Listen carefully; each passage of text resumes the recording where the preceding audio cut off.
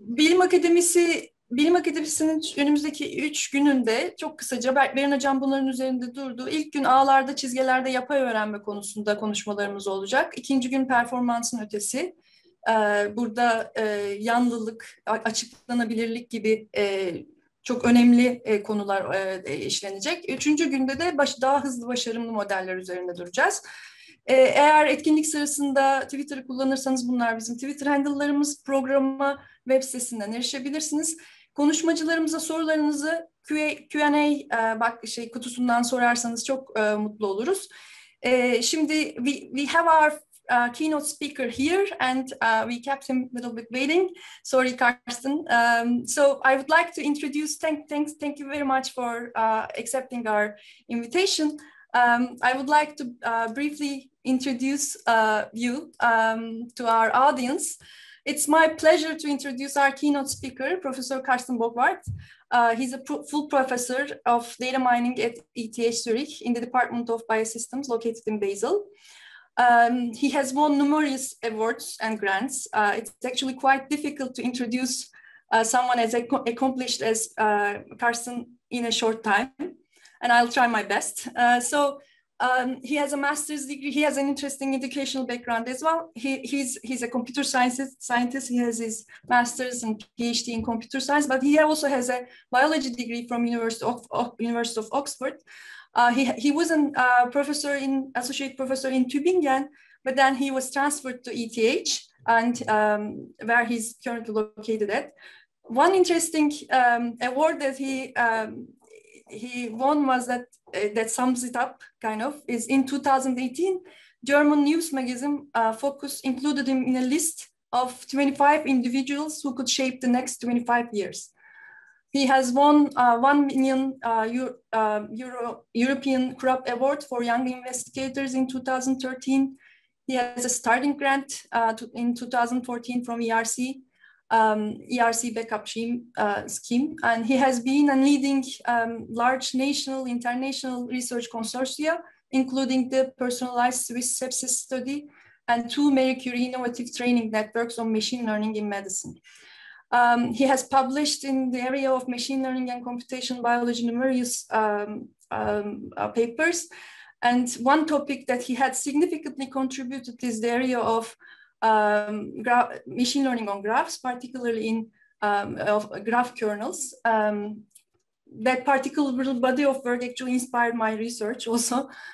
On a personal note, I am a very close follower of Karsten's academic work, along with the technical and scientific innovations, handling critical and interesting biological health-related problems. What I find most inspiring is the rigor in his work. In any problem Karsten and his colleagues handle, they also provide how to measure the success of these models in the most fair and rigorous way. So whenever you get a paper, you also get a cautionary map on where the pitfalls could be in evaluating these models. And I find this very valuable and something necessary to propel the data-driven science, because it's very easy to fall into these pitfalls. So without further ado, I would like to welcome you, and the screen is yours. I'll stop my share screen and you can go ahead. Thank you very much for this very kind introduction. I'm very happy to be here and to present my work. I'll share my screen now. Mm-hmm. Sorry for the Turkish part.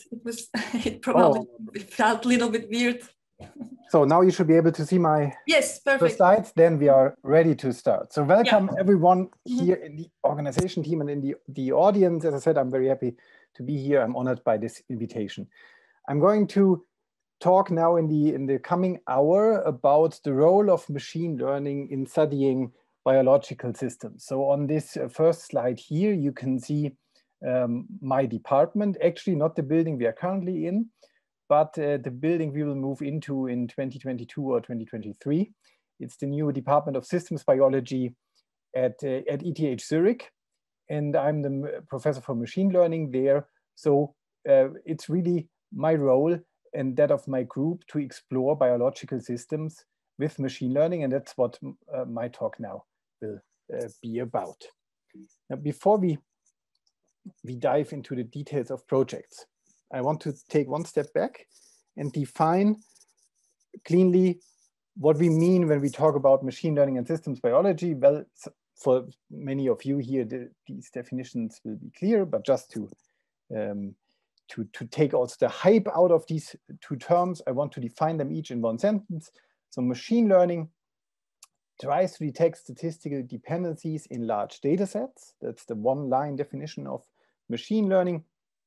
It makes two statements, namely that machine learning is related to statistics, in particular applied statistics, in this search for statistical dependencies. It's also related to computer science in this handling of massive data sets. So applied statistics and computer science come together in machine learning to search for statistical dependencies and reoccurring patterns in large data. And now systems biology is studying biological systems, the components of biological systems, and the functions and properties of the systems these components give rise to. And I mean here systems in the most general way. Anything from a DNA sequence as a sequence of nucleotides to a human patient as a system of organs. And so spanning the whole spectrum from molecules in a cell to a human being, to a patient. And all of these can be regarded as systems that consist of smaller components, and these components give rise to the larger system. Now, the motivation to use machine learning in systems biology stems from the enormous success of machine learning in tasks such as classifying images,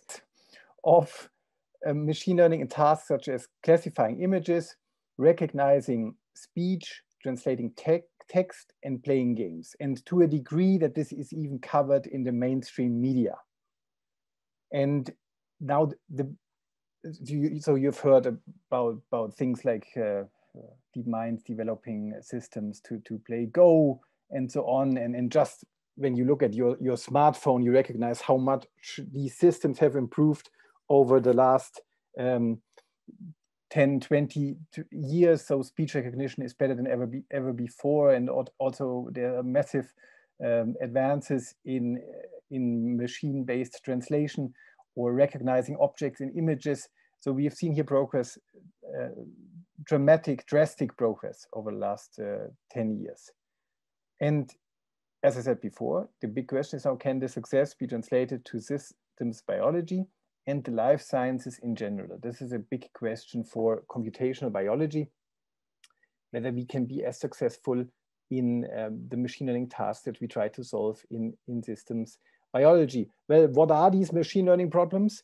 In fact, some of these prediction problems in bioinformatics are very fundamental to computational biology. They are, you could almost refer to them as the holy grails of computational biology, namely in structural biology, to predict the structure of a protein from the sequence, the amino acid sequence of that protein.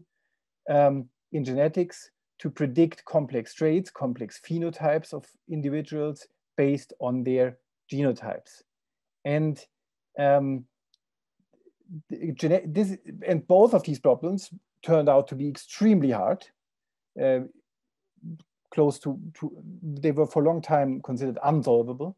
In genetics, they even coined a term for the fact that predicting complex phenotypes from genotypes didn't work in most cases. So this is the phenomenon of so-called missing heritability, that you observe that a phenotype, a property, like getting a heritable disease, is heritable within a family, but you cannot predict this based on the genotype of the individuals.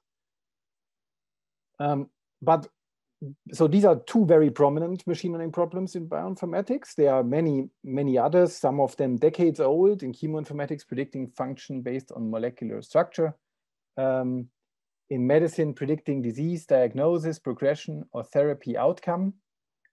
In genomics, this is also a rather classic topic, finding genes in the genome, so predicting the exact boundaries of a gene in a DNA sequence.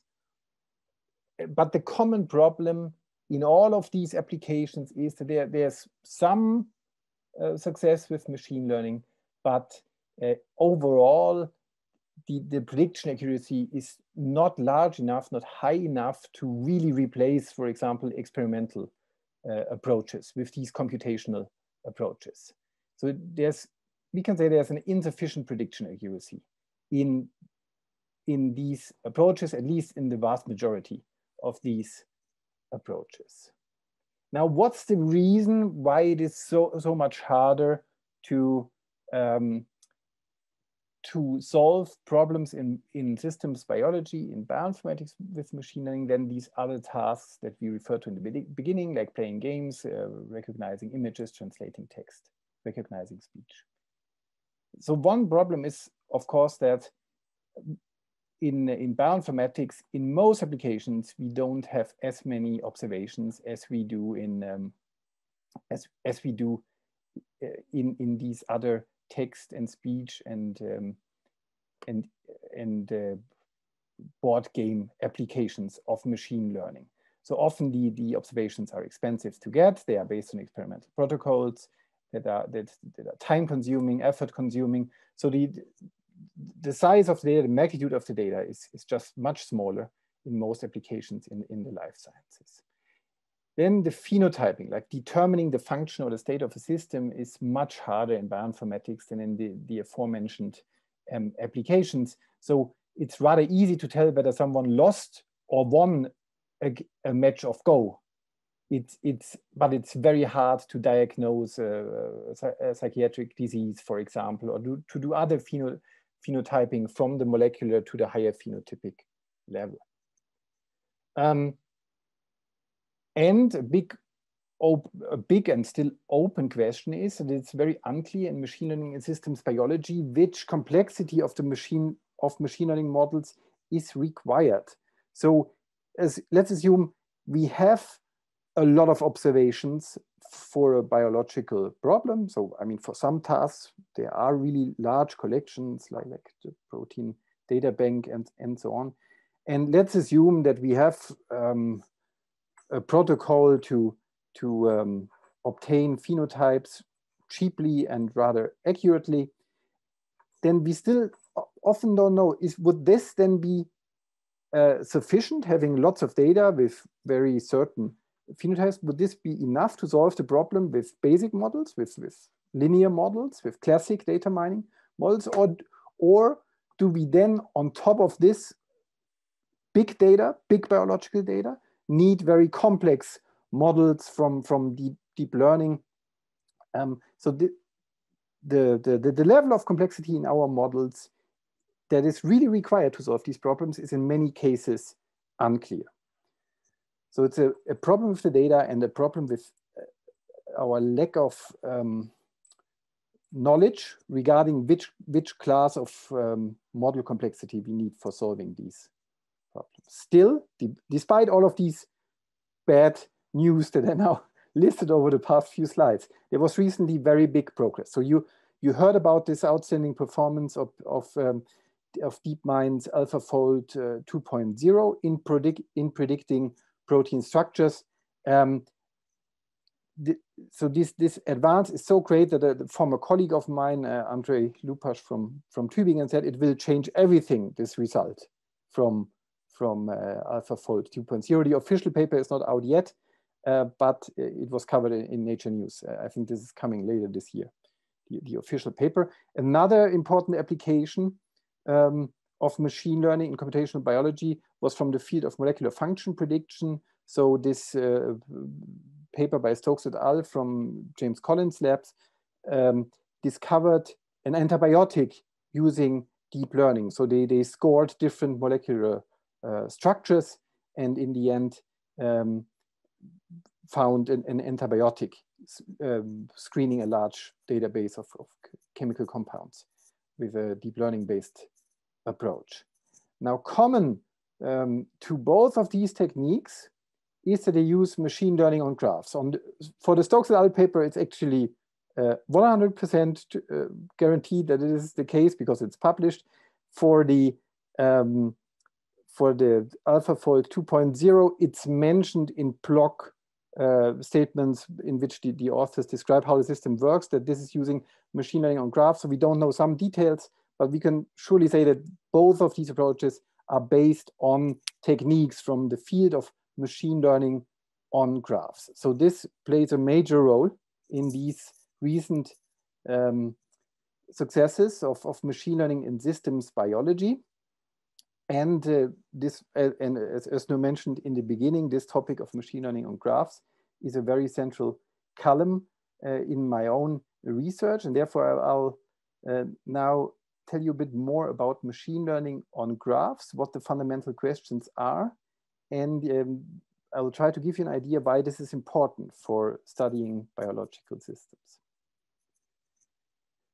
So graphs are the data structure to represent systems, networks, and structures. So anything from a molecular structure to a cellular network to a human body can be, so the modeling the interplay of different organs can be represented as a graph, so as a set of nodes and as a set of nodes and links, edges that connect them.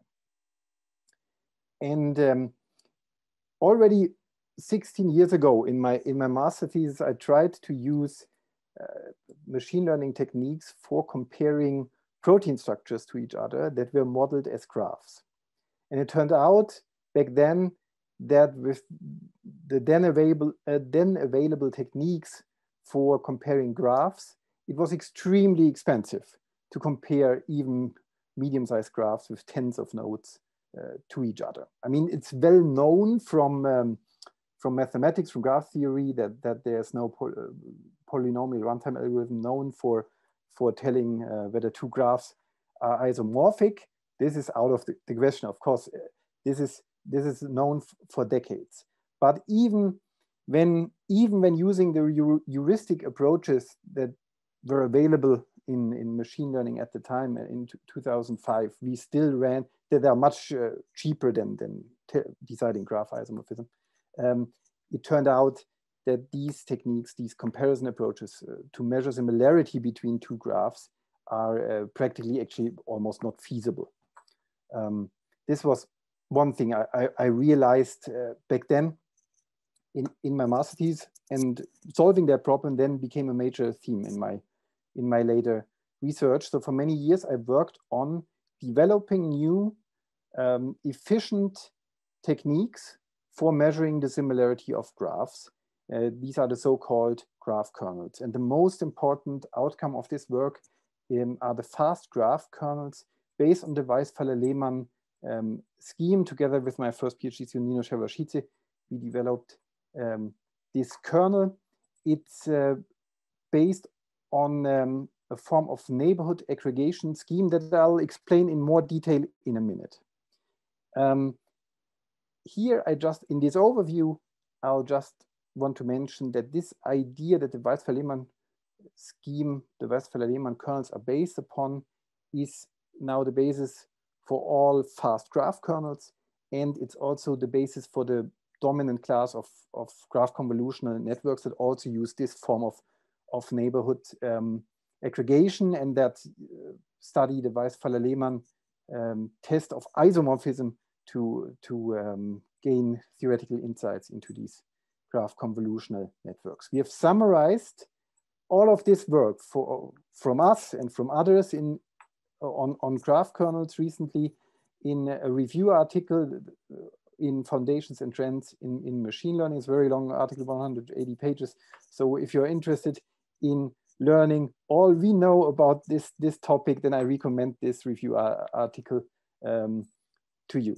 Today, in the following, however, I will talk about work that is not covered by this review because we only did it this year, very recently. Now, to motivate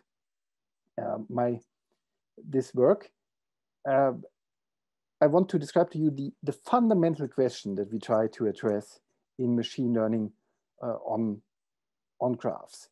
Namely, the fundamental question is, how similar are two graphs. It's not exactly the same as the graph isomorphism test. The graph isomorphism test is where the two graphs are identical. That's in fact more than we want to decide here. So our graphs need not be exactly identical in order to deem them similar. We want to quantify whether two graphs are similar in terms of their structure, in terms of their topology. We want to tell whether two graphs are similar in terms of their node and edge labels.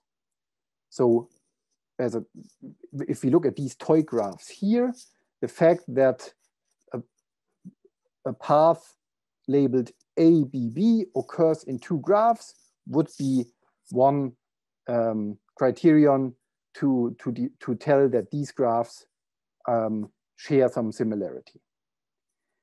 And many approaches have actually been developed for quantifying the similarity between two graphs in terms of the topology and in terms of their labels.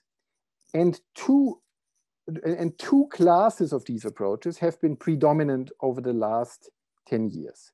The first one is a generalization of what I just described for the toy example, namely the idea of counting matching subgraphs in two graphs. That's one very dominant idea in graph comparison. You have these two graphs. Now you count all subgraphs that are identical in the two graphs.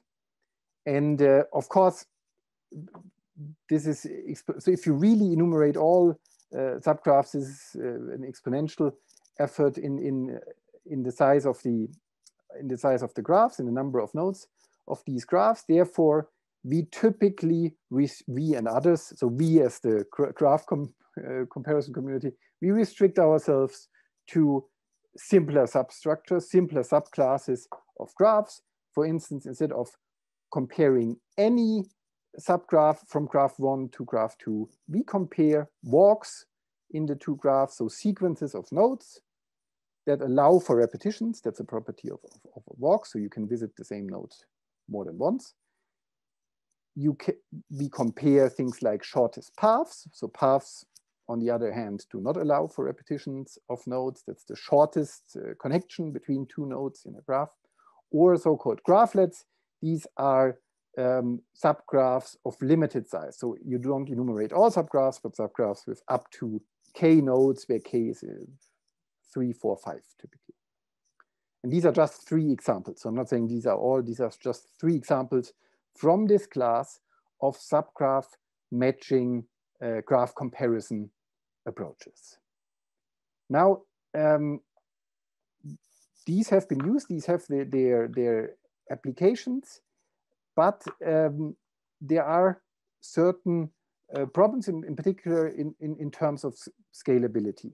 So even enumerating subgraphs of size 4 can be very expensive in a graph that has hundreds or thousands of nodes. And that triggered this further research by us and others on developing a more efficient class of graph comparison method. And the result was this Weisfeiler-Lehmann kernel that I mentioned before, that is based on neighborhood aggregation. And it's the basis of all of the Weisfeiler-Lehmann kernel and its variants. And the Weisfeiler-Lehmann scheme itself is also the basis of this large family of approaches that are now very popular in deep learning, the graph convolutional networks, and here in particular the major branch of spatial graph convolutional networks. So now, how I promise to explain this in a bit more detail. How does this neighborhood aggregation scheme work? So here you see here on the upper left 2 graphs, AA and so BC. These are the discrete node labels of these graphs. So this is G1, this is G2. Now we want to get a measure of similarity between these 2 graphs that is fast and efficient to compute, but still captures the similarity in terms of the topology and the available node labels. So what we do in this Weisfeiler-Lehmann scheme, it's named after 2 Russian mathematicians that tried to solve the graph isomorphism problem with this approach. So in this Weisfeiler-Lehmann scheme, we we look at each node in the graph and record its neighbors. So for instance, here A has one neighbor called D, or labeled D. So we record here AD as the node itself and its neighbor. If a node has more neighbors, so for instance, if B has neighbors E and C, we record all of these neighbors here in the node, and we sort them in alphabetical order. So to have one unique representation of this node, and its neighborhood. So B with neighbors C and E is represented as B, C, E. And this we do for every node in the two graphs. We call this the multi-set of neighbors, multi-set because there can be neighbors that have the same node label. So it's not really a set. So there can be repetitions of elements, therefore it's a multi-set. So we determine this multi-set label and then we sort them alphabetically. That's what happens in step 1 and 2, this multi-set determination and sorting. And now in step 3, we hash these multi-set labels. We also call them, maybe that's an easier term to remember, neighborhood strings, because each of these sequences here describes a neighborhood, a node and the sorted list of its neighbors. So this is a neighborhood string. And now in step 3, we hash these neighborhood strings to a hash value such that two neighborhood strings that are identical are hashed to the same value. This is how we do it in the Weisfeiler-Lehmann kernel. So A, D is hashed to F, B, C is hashed to G, B, C, E is hashed to H. And these hash values, we call them compressed labels, the shortened neighborhood strings in the original paper, they become the new node labels of the graph. So we discard the old node labels and we replace them by these hash values that we have now computed. That is and then we have produced these graphs with new node labels. And then we start the Weisfeiler-Lehmann procedure again. And then or it's at least possible to do the same process again on the graphs with the new node labels. So we can repeat this process and now form neighborhood strings with the new node labels. Now, what's the role of these node labels? Well, these node labels, they describe a node and its neighborhood. So this F represents a particular neighborhood, namely that a node A has a neighbor labeled D. So in that form, we are aggregating the information from a neighborhood, A neighboring D, in one letter, namely in F. And this you can do iteratively. You can then do this with exactly the same scheme again, based on using the graph that you have generated in step 4 as an input. And then if you do this multiple times, you have multiple iterations of the Weisfeiler-Lehmann scheme. And now, what's the link to graph convolutional networks? Well, setup is very similar, just in the Weisfeiler-Lehmann kernel, we determine this hash function that we use here in step 3 by sorting these neighborhood strings, simply by sorting them, because when we sort them, we know that identical strings will be neighboring and then in the sorted output. And in convolutional networks, one is learning this hash function in a neural network type procedure. So this is the difference. So hashing by sorting in graph kernels and learning the hash function and often it's a weighted combination of the neighbors, then the hash function, and learning these weights is how it's typically done in graph convolutional networks. So they are inherently related, the two approaches. Now, still these two predominant classes still are not completely satisfying due to the following facts that are, let me jump back to explain that. So when the graphs have not only discrete node labels, but also edge weights, which is very often the case in practice, then you often run into problems with these two approaches. So one problem you often run into is lack of efficiencies. For example, this idea of counting graphlets. This is inherently designed for graphs that do not have any edge weights, because only then the graphlets really match. You will hardly ever find two graphlets, two subgraphs that are exactly the same if they are continuous edge weights. So it gets these types of approaches that enumerate subgraphs get very expensive when you consider edge weights, unless it's a very simple or rather cheap to compute form of subgraph.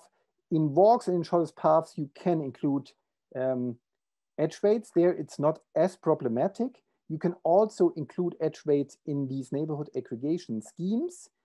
But what is then a second problem is such an edge weight is simply a weight, a small, or it simply leads to a small change in the similarity score. It only has a local effect. So an edge weight in a neighborhood, an edge weight in a shortest path, an edge weight in a walk only slightly changes the similarity score between two neighborhoods, walks, and shortest paths in two graphs.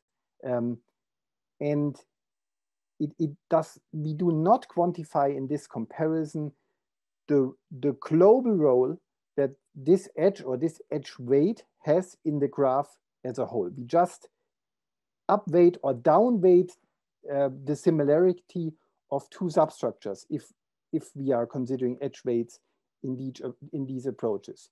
We are not studying whether a particular edge has topologically a very important role in the graph. For instance, if we remove this graph, do we cut the graph into two graph components? So this global role of an edge or of a weighted edge is not at all, or is not sufficiently studied by existing approaches. And this motivated us to develop a new class of graph comparison methods and graph representation approaches, the so-called filtration curves.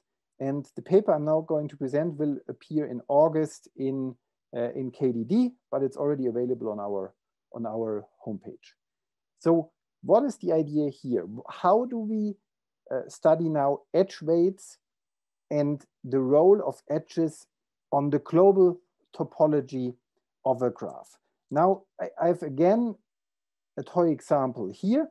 So we are given this graph here on the right, G, and it has node labels in form of these colors, and it has edge weights in form of these numbers that are assigned to the edges.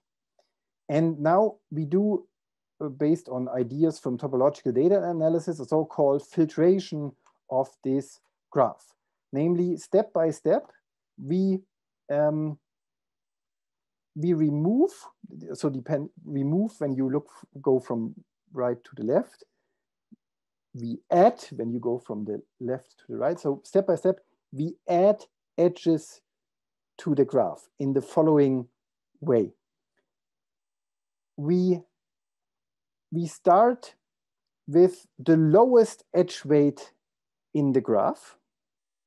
And only in the first step of our filtration, we only include nodes in the graph that are adjacent to edges that have exactly this lowest weight. So the lowest weight in this graph is 10. So we only include this edge here with the lowest weight and its two neighbors, the blue and the orange node here. In step 2, we go to the second lowest edge weight, 20. We include these two edges from the graph G that have edge weight 20 and their end nodes. Then we do the same for the third lowest edge weight, 50, the fourth lowest, and then there are only 5 different edge weights. Here in step 5, we have reconstructed the original graph. So this is a so-called filtration sequence in topological data analysis. So we can turn a graph into a sequence of graphs with this process. And just as a remark, you can actually see a similarity here to graph-based clustering, where you remove edges that are larger than that have an edge weight that passes some threshold theta. So there's a connection to graph-based clustering here in this idea of a filtration sequence. Now, how do we use this sequence now for getting a representation of the graph? This is done in the following way. For each of these graphs in the sequence, we compute a so-called graph descriptor function, so a graph that quantifies some property of the graph. I'll give a few examples in the following. A simple example here is that we count certain node labels in the graph. So in the first step of our filtration here, we have one orange and one blue node in that graph, and this is simply what we record here on the right in this curve here. So at edge weight 10, the count for orange nodes goes to 1, the count for blue nodes goes to 1 as well. And then when at 20, edge weight 20, we suddenly have 3 orange nodes, and that stays the same until the end. This we see here in the lower curve here on the right. The number of blue nodes increases at 20 to 2, at 50 to 3, and then at 80 to 4. And this is exactly what we see here in the plot above. So the jump to 2 at 20, to 3 at 50, and to 4 at 80. So we are simply counting node label frequencies in these over this sequence of filtered graphs. Now we've already turned the graph into a number of curves in this example, and in a minute I'll then describe how we go to a vector from this set of curves. Now, to describe it a bit more generally, first a bit more generally in an abstract way, and then more mathematically, let us study the components of this approach that I've just shown in a toy example. Our filtration curve representation has 2 components. The first one is that we have a graph filtration that we, as I've shown on the previous slide, that we have a sequence of graphs where we add edges step by step.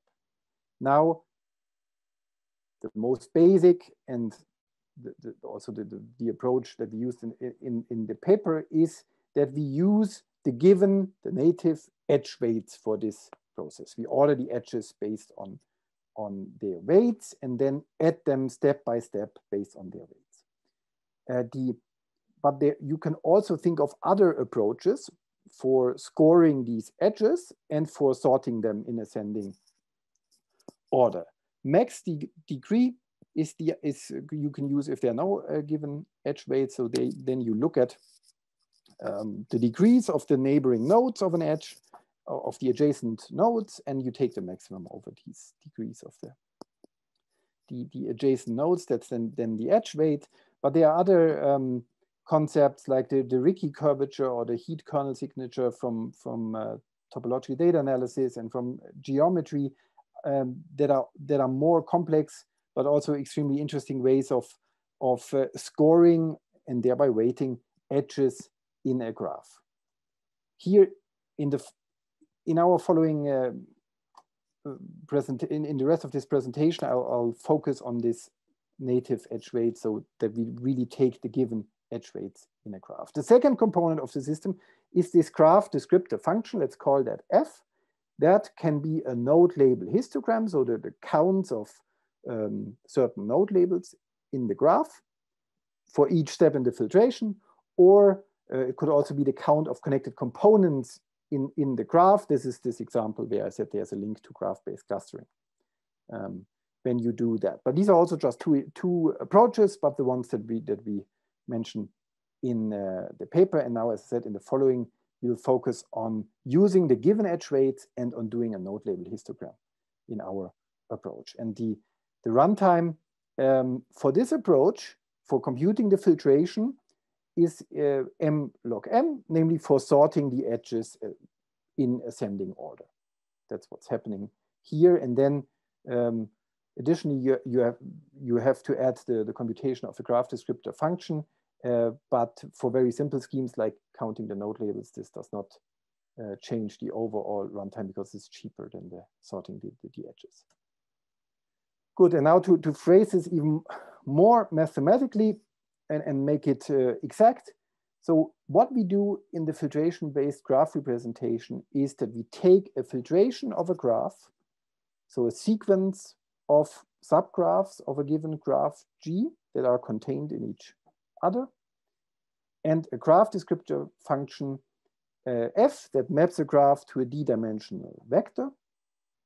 And then we represent G as a high-dimensional so-called path. Think of this as a sequence of d-dimensional vectors. So we compute for every step in our filtration a d-dimensional vector, and then we concatenate these vectors vertically into a matrix. And then the matrix is of size m times d. M is the number of steps in our filtration. D is the size of the vector that we map each graph in our filtration to.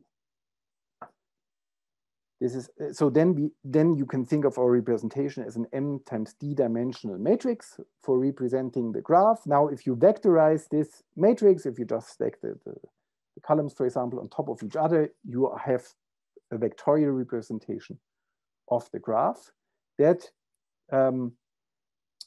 considers edge weights and that quantifies a topological property like the node label histograms or the number of connected components in the graph.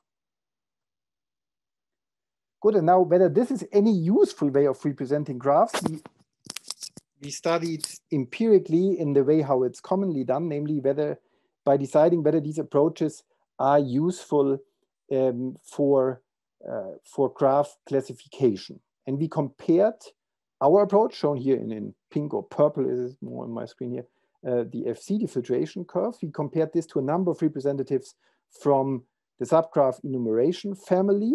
So those that enumerates matching subgraphs. These are shown in blue here, 2 examples from that family, and to 5 methods from the neighborhood aggregation family. And now, instead of bombarding you with a table with 200 AUK values, we decided to represent this differently here. So on the x-axis, we have the different methods. On the y-axis, we show for a number of data sets the absolute distance for each method to the best method in terms of accuracy. So if one method is always the best method on all data sets in terms of accuracy, then the whole set of values here would be 0. Yeah? And if you're always 10% worse than the best method on each data set, then all values would be 10. It would be here at 0.1. So the lower you are on the y-axis and the lower your distribution of values is on the y-axis, the more often you are close to the best result that is achieved by any method across these data sets that we studied. And we were very happy to see that the filtration curves are on many data sets the best method. And if they're not the best method, they are very close to the best method in terms of accuracy. So that it seems not to be a redundant way of quantifying information in a graph. And we are very excited about this outcome. There's a lot that can now be done with filtration curves, so they can be embedded into neural networks. You can study further aspects. So a filtration curve is also a form of time series representation of a graph. So we are very excited about that. So it's a new efficient to compute and expressive graph representation approach that we have developed with these actually rather simple filtration curves. The code GitHub already exists. We'll have all the code in there by the time the paper appears for KDD in August. And if you're interested in using graph kernels in general, not particularly the filtration curves, but the general graph kernels in your projects, we also have a R and Python package for that published in Bioinformatics 3 years ago. This is this Sugiyama et al. Bioinformatics 2018. So this as a pointer. Now, the impact of learning on graphs in systems biology cannot be underestimated. We have recently written a review about this in briefings in Bioinformatics that lists a large number of applications of learning on graphs in bioinformatics. So from function prediction to predicting interactions between molecules. There are many further topics beyond graph comparison in learning on graphs, classifying nodes, predicting missing edges in a graph, but also topics like generating new graphs with models and then evaluating whether the newly generated graphs resemble those that you wanted to describe. And we have written a paper about this, commentary, you could call it, recently, like which pitfalls exist in these approaches. And it's on archive, and you're very welcome to read that piece. I'm not going into further detail about this today.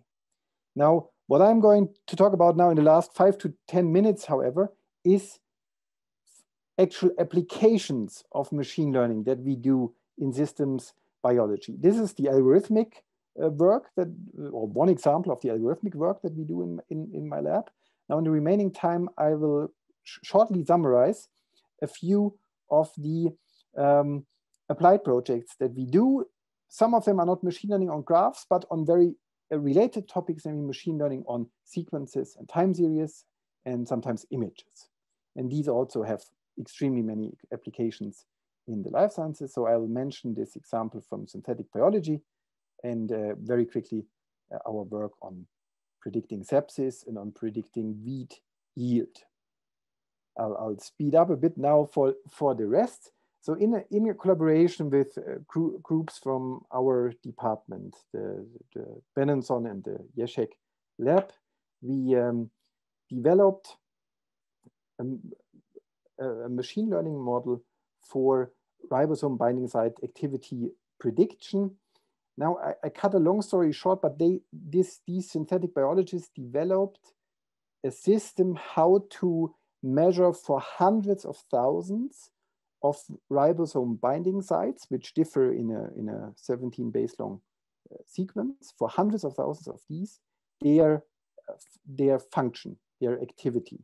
So we have in this system hundreds of thousands of sequences and an activity phenotype. So really big data and a rather objectively measured phenotype based on sequencing. So we can determine the activity of this ribosome binding site by sequencing, which makes it very attractive. We don't need an extra experiment for that. And now the question they asked us was, can we use this rich data set to make accurate predictions for any possible given RBS sequence, even those outside of their data set? And then Letizia Pavak-Santos from my lab developed in this collaboration a neural network to predict RBS activity from sequence. And this approach we called Sapien sequence activity prediction in ensemble of networks. I say at a very high level here, but what this approach is doing is that it is looking at motifs, at combinations of bases in this RBS sequence in a very hierarchical way. So we have 3 residual blocks of 2 convolutional layers here, so we can build really higher order deep motifs on this RBS sequence, and in the end they are then fed into a fully connected layer, so we can build combinations of higher order motifs in this RBS sequence with this model, and we even do this in an ensemble approach, so we repeat this whole process 10 times.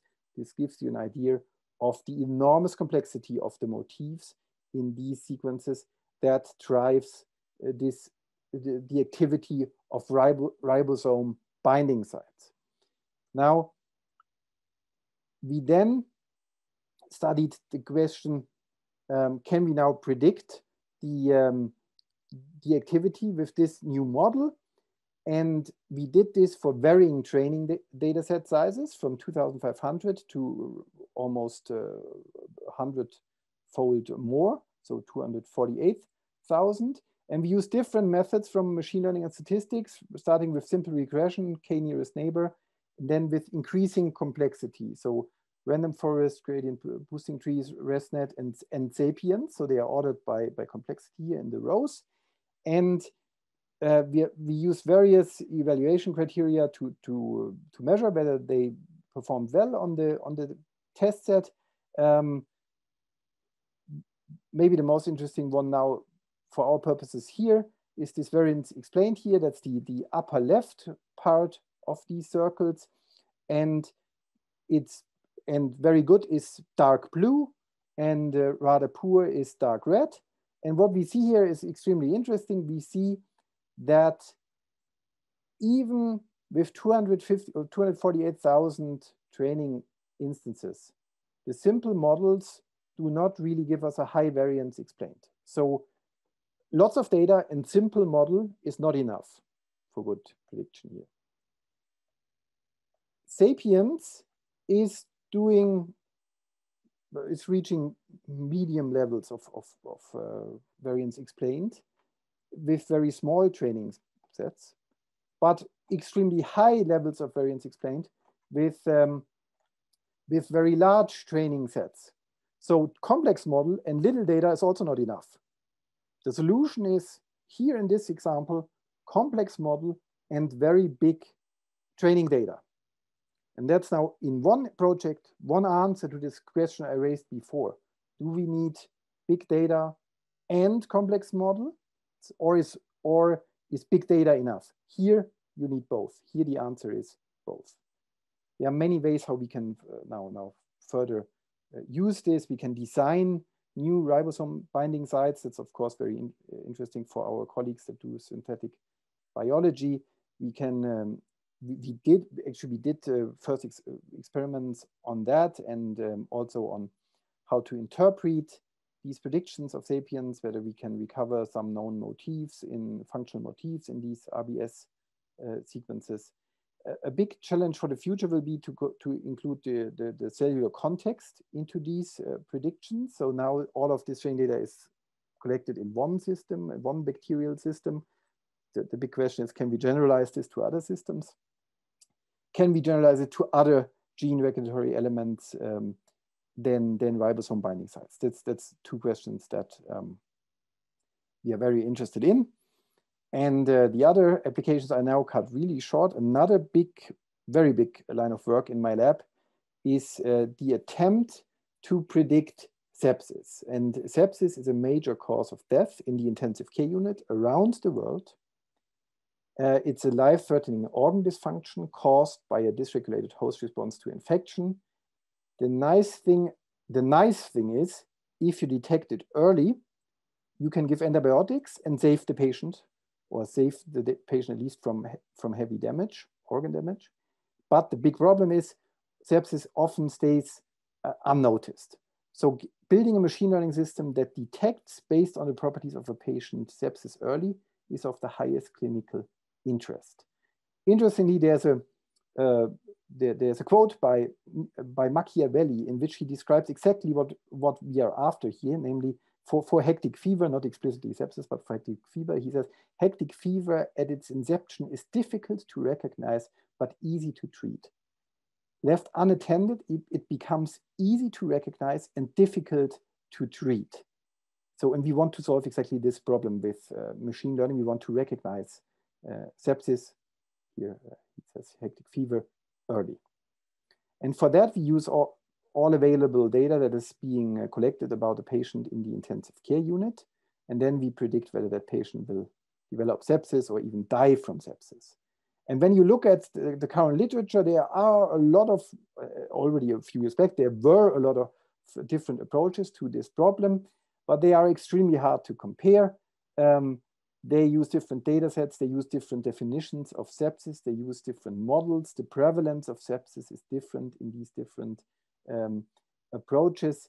Even when they use the same definition of sepsis, there's extreme heterogeneity in how they implement it. So even the implementation, how you then compute sepsis on a given data set differs so much that on the same data set with the same definition of sepsis, you can have one order of magnitude difference in the cases for different studies. So this we noticed when going through the literature. I'm cutting all of this short here. We systematically reviewed the state of the art in this field in a recent review in Frontiers in Medicine. So all of the problems I just touched upon now are covered in more in detail in this Moore and Reek paper in Frontiers in Medicine. We developed our own approach in which we tried to avoid many of the problems that are that exist in the literature. This was published as MLHC 2019, and we realized back then that when we tried to predict sepsis a few hours in advance, this was actually on this public mimic data set possible. So we saw signal in the data. We also noticed that it's very important when developing these deep learning approaches for predicting outcomes of time series to also compare to classic baselines from data mining, such as dynamic time warping with k-nearest neighbor, because in our experiment here, this was actually 7 hours before sepsis onset, more accurate in its predictions than the deep learning approaches. So it's always very important to also have a classic baseline. So one thing we were reminded of in this project here on sepsis. We are now trying to take this to the national level. For 3 years, I've been coordinating the Swiss national effort to predict sepsis with machine learning. We have now collected more than 10,000 health records from patients all over Switzerland. And in the next year, our plan is to build a machine learning system for predicting sepsis on this Swiss data. In phase 2 that we just started, we also want to collect on hundreds of patients additional omics data for that task. I conclude this overview of projects with one more example, our current work on wheat yield prediction. So here with colleagues from the Kansas State University, we are trying to predict wheat yield. They have for thousands, tens of thousands of lines of wheat genotypes, genotypic information, but they also have drone images of the fields when the different wheat lines are being grown. And combining genotype information with these drone images using deep learning turns out to be a very powerful way of predicting yield here. So we can greatly improve the yield prediction. The Pearce correlation between our predictions is and the true value is 0.37, and it's 0.026 for a linear model. So the deep learning seems to be able to extract growth-related information from these images extremely well, better than a human expert extracting a particular feature from these images. Good, so this brings me to the end of my talk. I've shown you that machine learning in systems biology is a very exciting field. At least I hope that I've convinced you of that. Biomarker discovery will remain a main topic in the future, predicting the phenotype of the system and finding the features that are most relevant for that.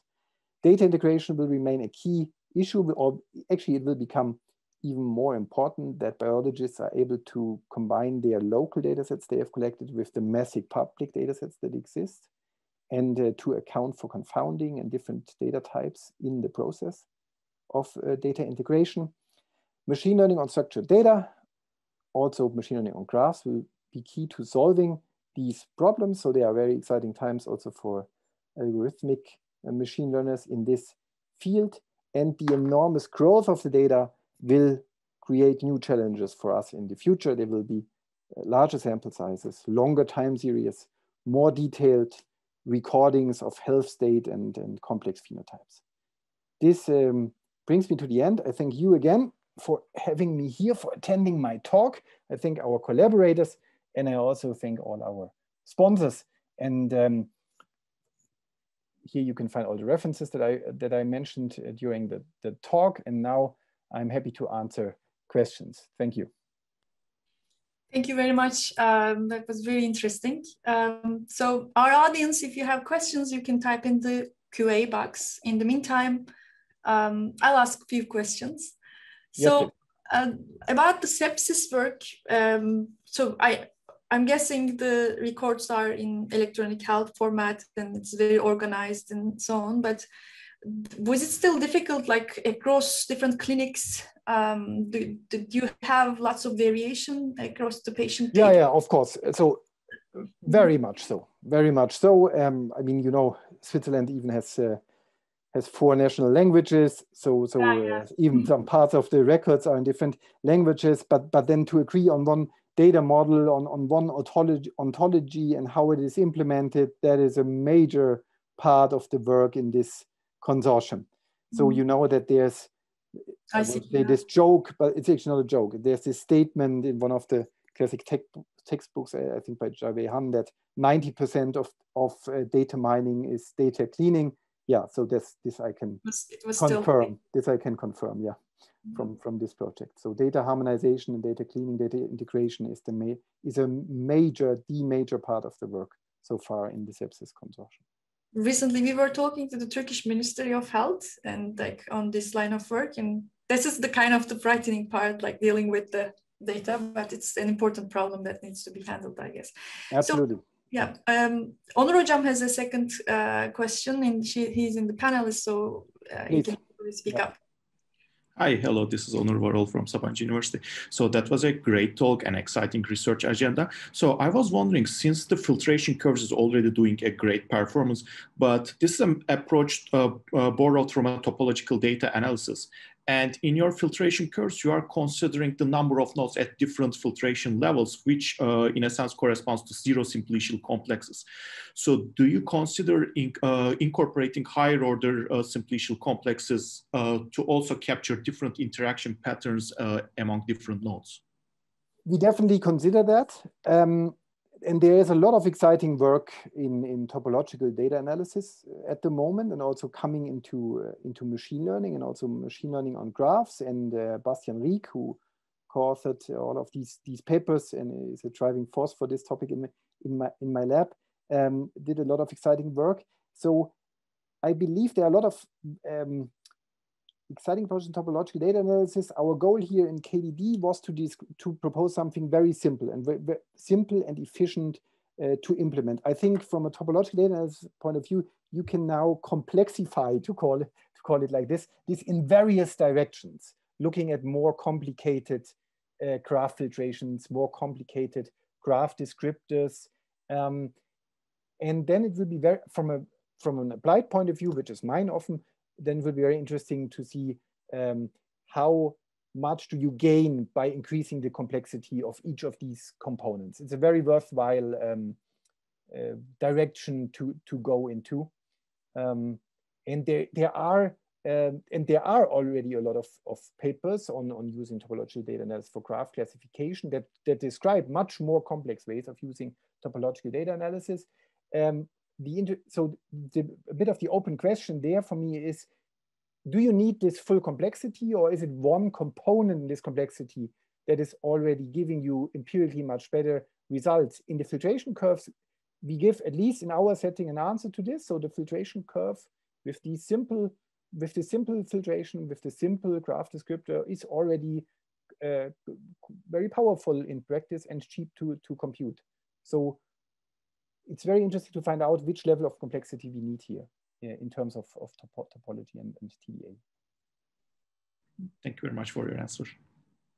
I have a second question, if you don't mind. So in the graph kernel work, usually it's like when we are comparing the graphs, we are looking at the global similarities, right? So, but a scenario of like when we want to find out, there could be subgraphs or regions in this graph that actually are very similar, but the rest is not that similar, and we don't want to penalize for that. So this is kind of in analogy to the global sequence alignment versus the local sequence alignment problem. So have you worked on this part that like we have two graphs, but we wanna score them similar still if they are similar only in a subgraph? Maybe that's a very relevant question. I believe this leads to the question of graph alignment. Can you find similar parts in a graph? Now, this is probably a matter of debate whether I've worked on this or not. So we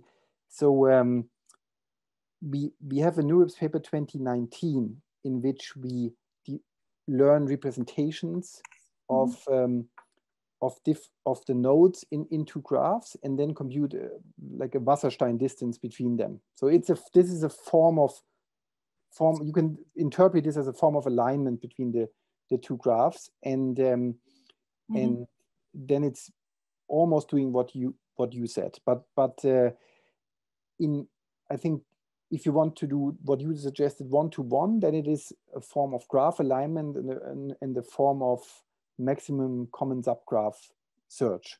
And these are also interesting topics to look at. And there's some literature, but I think there's still room for improvement also in this domain.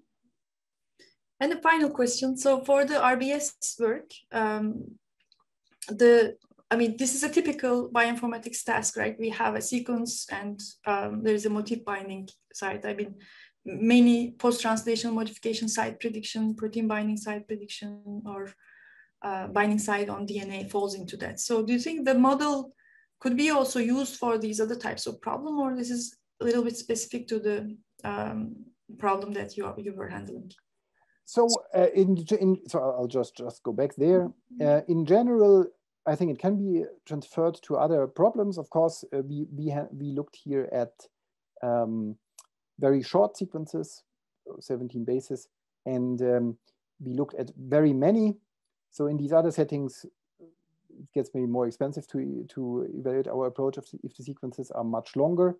And the question is whether we have enough training data for these other applications. So as you saw here, our method shines for when we go to, let's say, 100,000 plus training samples.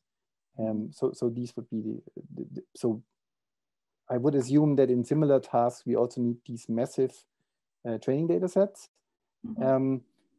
But in principle, it's generalizable to other tasks as well. And I'm planning to do so with our collaborators. Actually, something we are right now starting to do, transfer this to other problems of a similar nature. Okay, yeah, thank you so much. I'm checking the QA. Our audience is a little shy, or that they didn't drink their coffee yet, so there are no questions there. But thank you so much for coming. And this was really a fantastic talk. We learned a lot as usual. I'm sure our audience also enjoyed it. So we are gonna now have our next speaker, which is gonna be, thank you.